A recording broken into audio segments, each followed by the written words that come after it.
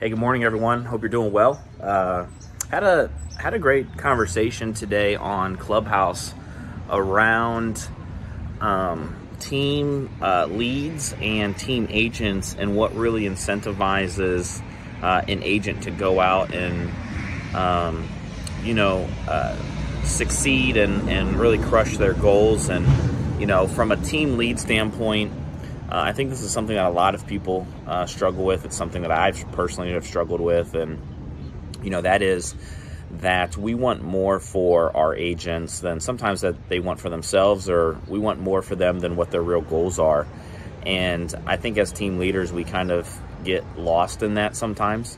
And so what we try to do is we try to figure out a way to incentivize them, because we want our agents selling more, right? The more they sell, the better the team does, the more we can offer. But one thing that I would maybe suggest to team leads, if you're struggling with, getting your agents selling, or really, quote unquote, getting them motivated, is sitting down with them and really understanding, what makes them tick. What are they interested in?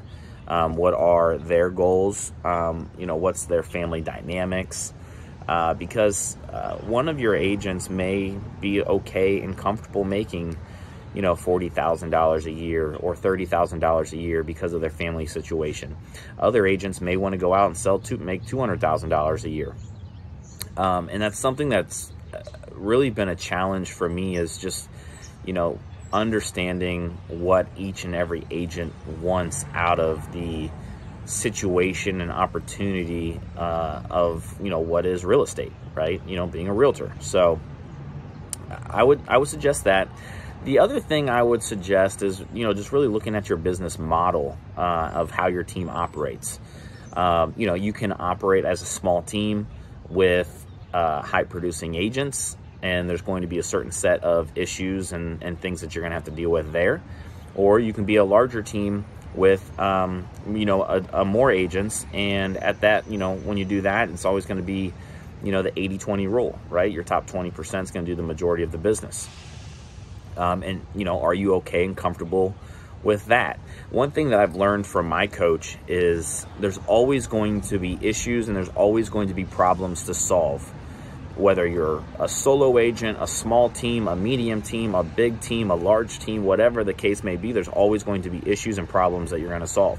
So the question is which problems do you want to solve or try to solve?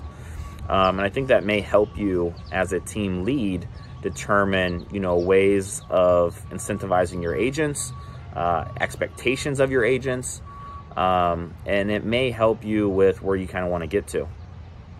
The other thing I would also say is, and I had this conversation with one of our top agents yesterday, is that the expectations and the standards of the team should not always just be coming from the team lead or the top down.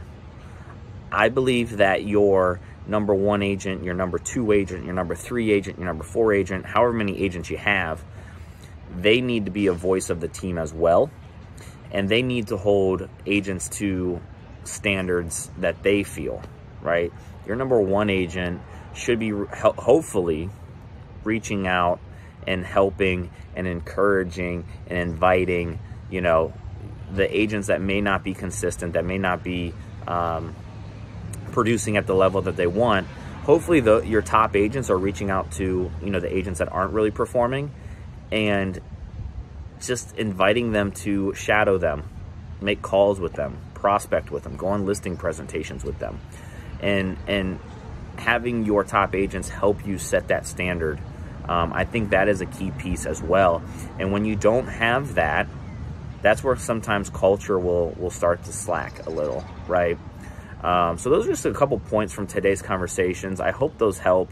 Incentivizing agents is one of the things, especially from a team lead standpoint or from a broker standpoint. People have been trying to solve that for decades. And the one thing that we do have to keep in mind is, the personality of the people that are on your team or at your brokerage. The majority of agents on your team are not going to be that driver, that go-getter, that person that loves competition. You know, the majority of the agents on your team, it is what it is, but the majority of the agents on your team are going to be the people that are comfortable selling 10 houses, 15 houses, 7 houses, 19 houses, right? The majority of the agents on your team are not going to go out and sell 30, 40, 50 homes a year. And if your team does do that, then again, it's just, you know, what problems do you want to solve for, right? So I hope that helps. I would love to hear any comments from team leads out there of what's working for them, to whether it's, you know, agent incentives to get them moving, motivation, thought process around your agents. Drop your comments below. I'd love to hear from you.